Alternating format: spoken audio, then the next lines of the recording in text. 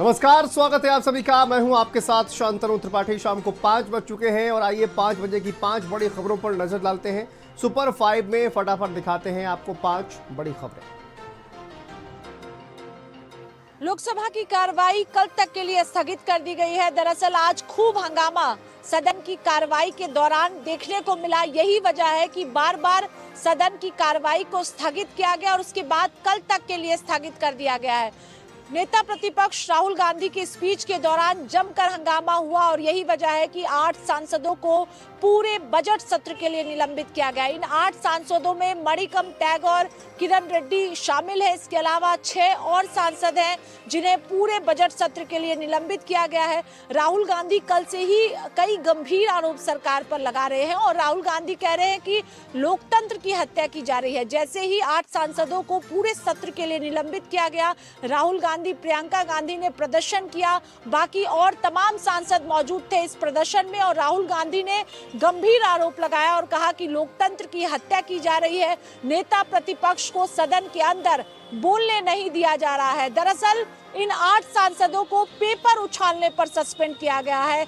एक बार जब सांसदों द्वारा पेपर उछाला गया तो इन्हें रोका गया, लेकिन ये सांसद माने नहीं। दूसरी बार इन्होंने पेपर उछाला और यही वजह है कि इन पर कार्रवाई करते हुए इन्हें पूरे बजट सत्र के लिए निलंबित किया गया। इससे पहले कल भी राहुल गांधी ने जब बोलना शुरू किया था तो खूब हंगामा देखने को मिला था। जो तथ्य को राहुल गांधी सामने रख रहे थे उस पर गृह मंत्री अमित शाह, रक्षा मंत्री ने कहा कि ये झूठा तथ्य है जिसे सदन के भीतर रखा जा रहा है। उस किताब का जिक्र किया जा रहा है जो किताब अभी प्रकाशित भी नहीं हुई है। और उसके बाद कांग्रेस पार्टी की बात हो या विपक्षी दलों की बात हो, लगातार सरकार को घेरते हुए नजर आ रहे हैं। लेकिन इसी बीच जिस तरह से हंगामा किया गया, सांसदों द्वारा पेपर उछाला गया, यही वजह बताई जा रही है कि 8 सांसदों को पूरे बजट सत्र के लिए निलंबित कर दिया गया है। और इन सांसदों के साथ राहुल गांधी, प्रियंका गांधी और अन्य विपक्षी दलों ने भी विरोध जताया और सरकार पर गंभीर आरोप लगाते हुए नजर आए। समाजवादी पार्टी के मुखिया अखिलेश यादव ने आज चुनाव आयोग और सरकार पर गंभीर आरोप लगाए। उन्होंने प्रेस कॉन्फ्रेंस के दौरान तमाम खुलासे किए, जिसमें साफ तौर पर बताया गया कि जिन लोगों ने आपत्तियां भी दर्ज नहीं की, उसके बावजूद भी एक विशेष समुदाय के वोट काटे जाने का काम किया जा रहा है। अखिलेश यादव यहीं पर नहीं रुके, उन्होंने चुनाव आयोग से निवेदन किया कि जो इस तरह की चीज़ें हो रही हैं उनको गंभीरता से देखें और जो अफसर बेईमानी कर रहे हैं उन पर कार्रवाई करने का काम करें।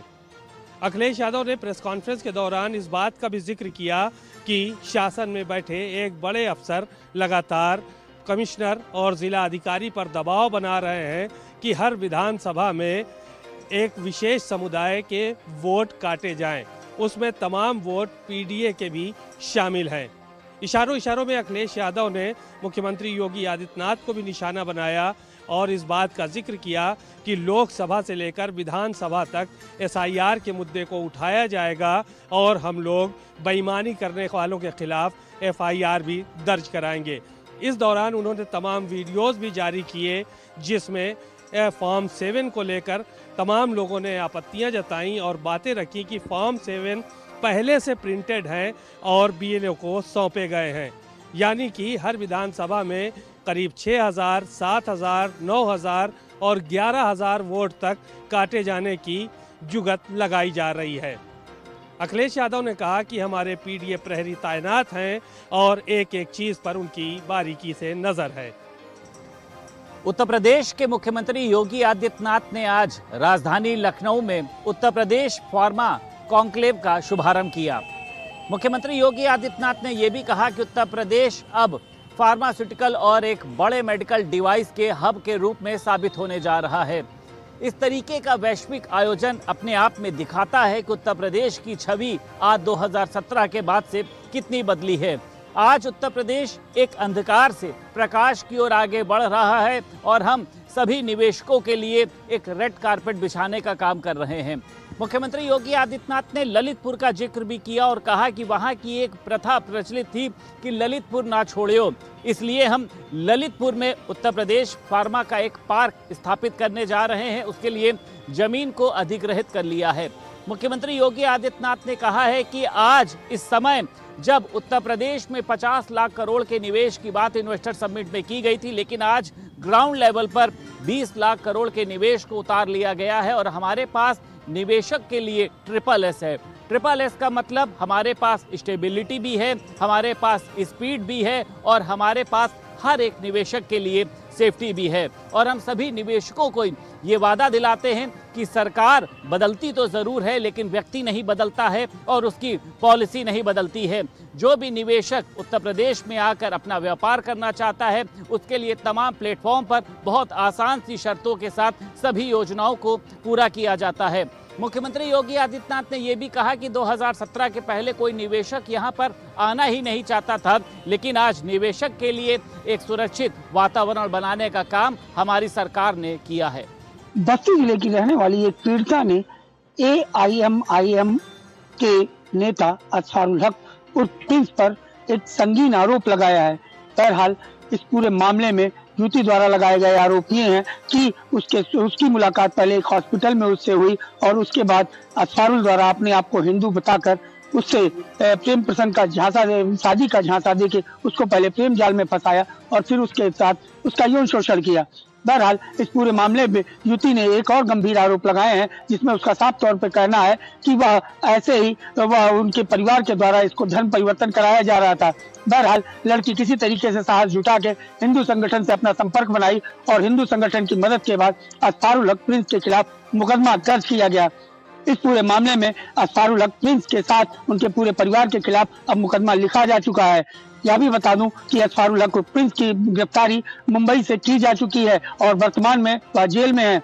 बहरहाल हिंदू संगठन के अगर आरोपों की बात की जाए तो हिंदू संगठन का यह आरोप है कि ऐसे एक दो नहीं, लगभग सैकड़ों लड़कों को इनके परिवार के द्वारा पहले अपने प्रेम जाल में इनके लड़के द्वारा फंसाया जाता है और फिर उनसे धर्म परिवर्तन कराया जाता है और उनसे देह पार का धंधा कराया जाता है। बहरहाल पूरे मामले की जांच अब पुलिस कर रही है। अब देखना यह है कि इसमें क्या कुछ खुलासा निकल के सामने आता है। सुप्रीम कोर्ट ने व्हाट्सएप और मेटा को कड़ी चेतावनी दी है और ये चेतावनी भारतीय यूजर्स के डेटा साझा करने को लेकर दी गई है। सुप्रीम कोर्ट की ओर से कहा गया कि नागरिकों के निजता के अधिकारों के साथ कोई समझौता नहीं किया जाएगा। इसके अलावा कंपनियों को हलफनामा भी दाखिल करने के लिए कहा गया है। CGI ने खुद कहा कि लोगों के प्राइवेसी के साथ हम खिलवाड़ नहीं कर सकते हैं। वहीं कड़ी फटकार भी लगाई गई और कहा गया कि संविधान का मजाक आप उड़ा रहे हैं, ये CGI की ओर से कहा गया और साफ किया गया कि कोई भी जानकारी मेटा और व्हाट्सएप के साथ साझा नहीं की जाएगी।